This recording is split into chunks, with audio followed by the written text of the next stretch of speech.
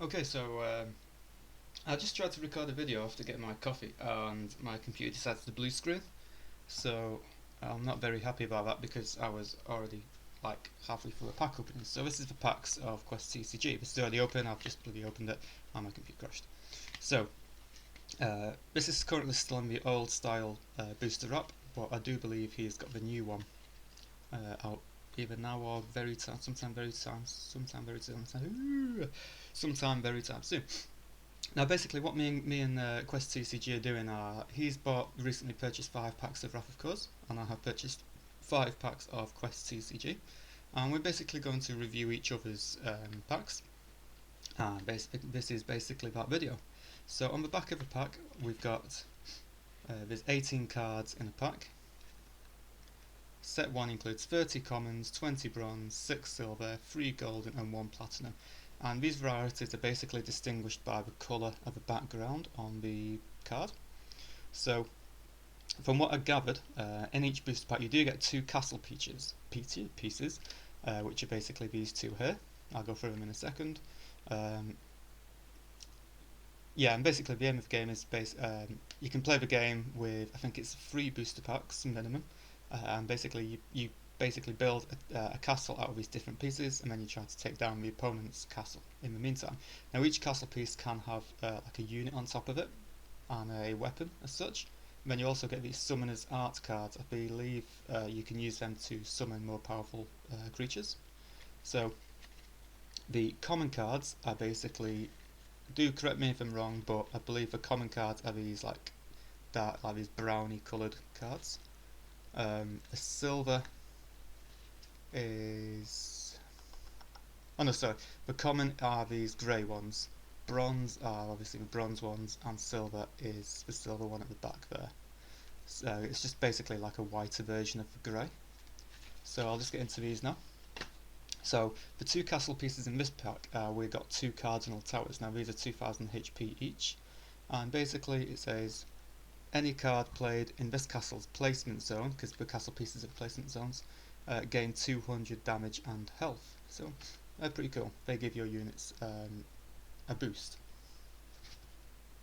Now we also get a handful of bronze card, 1, 2, 3, 4, 5, 6, 7, and I'll just go through them because I've got 5 packs to go through. So you've got the attack power, the health, and then you'll either have law or a requirement or an effect of something. This is the unit type, the creature type, so you get summoners, warriors, that's the element, and that's obviously the name and the artwork at the top. So I'll just go through a quick few of these, just to show you like the artwork and the stats and stuff like that. I have had a quick look through this booster pack because my computer decided to crash. Hopefully it won't crash again. I do like this blade. If you make a flame class warrior deck, that warrior will gain an extra 800 damage. Armaments are basically like equipment for the creatures. This one, I do really like the sound of this one, Spectral Dragon. So it's got no health, but it's got 3300 attack, which I believe is the highest attack power in this deck. And it basically says once per game, if this card is in your void, which I believe is like your graveyard, you may conjure this card, which basically play this card into a vacant placement zone, disregarding all other conjuring requirements. This card must be sent to the void at the end of the turn you resolve this effect. So the really cool thing about this card is that there are 2 other creatures in this booster pack what I've got, and to play them you have to discard cards out of your hand.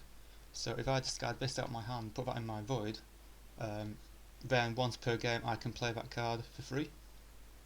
And 3300 seems to be a really high attack powered creature. So let's go through a few more because we're already at 4 minutes. I'll go into a bit more detail with the rarer cards in a minute. So these are the commons, I believe.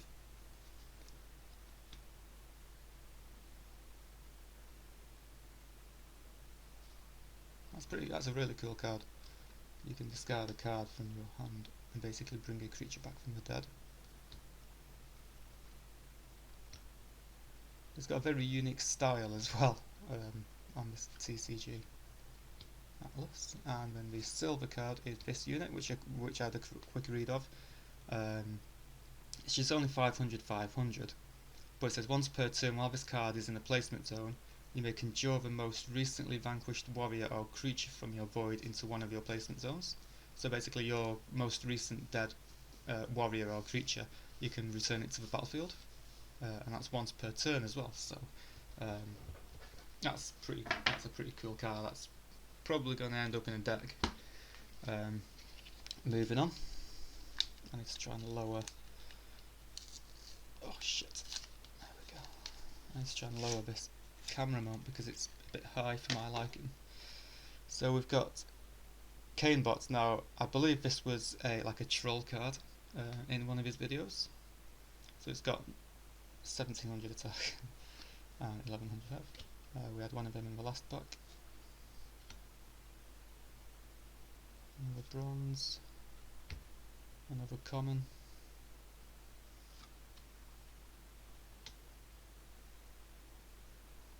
That's pretty cool. Atlas. So we've got Cardinal Keep. So like in the last pack we've got the towers, we've got the keep in this one. So while this castle card is in one of your castle zones, you may play dragon class creatures. Another foe, that'll come in quite handy. And when you'll notice when you get the platinum cards, I believe they're all like multicoloured in the background.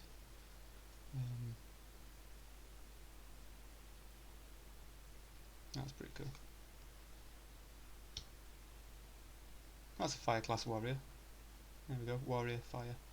Once per turn, if this warrior is attacked while in the barricade zone, you may switch the attack target to another warrior you control. Oh yeah, you get like barricade zones in front of your units, which are basically like defenders. Summoner. Another Cardinal Tower. There's 3 of them now. Little Winged Droid. Faceless Wanderer. Bee Droid. Guardian of the Beast Den. And Horn of the Innocent. Now, I am still trying to look into this game. So, the rarer card in that pack was the Canebot, which I believe he said was like the troll card of his game to date. So I really can do with putting a troll card in cores. Because it's always a fun thing. I think every homemade CCG has them. So our third booster pack, which I've just this second opened. So we've got another one of these cards, which basically lets you put creatures from the most recent creature into your zone. So we're just going to go through the commons of the bronze again. Rinos. Oh, a gold. That's a gold one. So that's a rare. Dragon of the Southwind creature. Dragon. If Dragon of the Northwind is in your void, and this creature's damage becomes 2,400.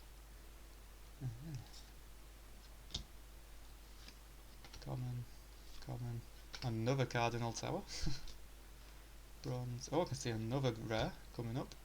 King's Guard. That's pretty cool. Ooh, hello. So I've got Dragon of the Southwind and Dragon of the Northwind. If Dragon of the Southwind is in your void, then this creature's health. Oh, I see. So where you've got Dragon of the Southwind requires Dragon of the Northwind in your void, this will become 2,400 each.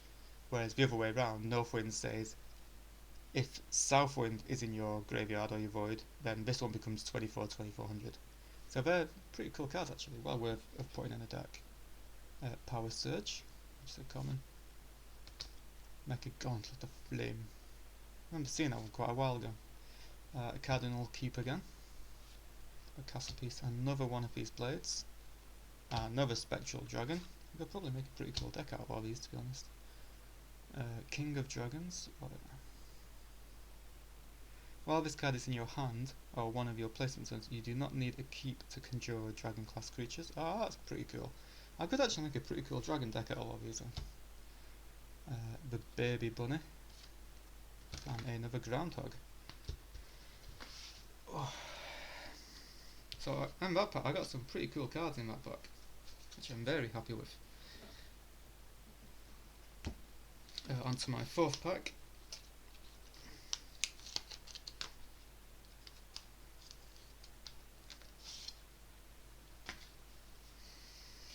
So it looks like we've got another silver card here, 1700 Jaimondo. When this creature card is conjured, search your arsenal for a warrior creature and add that card to your hand. Arsenal, I believe that's like your library or your deck.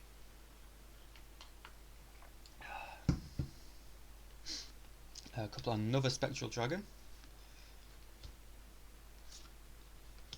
Little Leo. So these are the commons. Power Surge. When the bells toll. Cardinal Keep again. Faceless Warrior. Infernal Chimera. Oh, I can see a gold coming up. Dragon of the North Wind. Oh, scheiße. Another Cardinal Keep. Well, I won't have a problem playing Dragon class creatures. Another Spectral Dragon. Ooh, this looks cool. When the armed creature card attacks and defeats an opponent's creature, the armed card gains the defeated creature as an armament. The armed card gains the defeated creature as an armament card, gaining damage and health equal to that of the attached card. Armaments gained by this ability element. Okay. And the horn. So in that pack we basically had a few more Spectral Dragons, another Dragon of the Northwind, and a silver card. And my final pack. I want to try and make this as quickly as possible because I've got a few other things I could do with talking about as well. So we've got a silver card here. Alluring Bribe. You may control one creature from one of your opponent's placement zones into one of your placement zones until the end of your turn. So you basically you steal a unit from the opponent. Pardon me. And we've got bronze, common, Kiss the Butcher. Common, Cardinal Core, not that one. This ability may only be activated if you control 5 Cardinal Castle cards. At the start of every turn you may draw. Oh, right, okay, so if you've got if you're building the Cardinal Castle, the core is basically what will create the bonus effect for owning the Cardinal cards. Cause you can mix and match different castle pieces because it's got a few more castles coming out in the future. But at the moment it's only the Cardinal Castle out. But yeah, it's up to you. If you don't like that ability, you can just mix and match castle pieces to your liking. Uranus again. That looks pretty cool. Looks a bit like what's this chap's from Pokemon? Not Eevee, the other one. Can't remember what it's called now. That's a flaming creature. That one earlier. Another groundhog. Horn of the Innocent. Cardinal Tower again. I'm not too sure what the deck limits are for this game. Whether you can have multiples in a deck. But again, you just have to check out Quest TCG's channel, and I will try and link it to the description below. So I've got some really nice cards. It's definitely a game worth checking out. The whole battle system is very intriguing. Well, I've only got 4 packs. I do have 5 packs. So the whole pack, the whole game itself is really interesting, and when I can get my Skype working again, I suppose we could try and get a few games cracking online. So apart from Quest, that's all for today for Quest TCG. Another thing as well is obviously the microphone. The competition ends tomorrow for the Wrath of Chords competition. I may be a little bit slow uploading that video because obviously I've got to unpack all my stuff from holiday, as well as everything else. I'm sure you're all aware TCG and other random things. He's got a TCG on the way. It's not the game crafted just yet, but his artwork is looking stunning as always. Cards at Home, Martin from Cards at Home is also obviously he's got his decks on the game crafted already, but he will be releasing booster packs soon because a lot of people seem to be after booster packs over decks. What else is there? I think that might be everything. there was something, but I can't quite put my finger on it now. Oh yeah, and of course, don't forget to update your booster wraps on the Game Crafter, because if you're still using the old style ones like these, um, I think it's sometime in July they will become unpublished automatically. So you need to get rid of these old booster wraps and use the new design, um, and just get them done basically. So yeah, that's this video, guys. I hope you enjoyed the Quest TCG cards which I opened up. It's a very interesting game. Hope to have a few games with that channel over Skype sometime. Hopefully if my computer survives. um, yeah, that's basically it, guys. So thanks again for watching, and I'll try and get another video up tomorrow. I'll see you soon.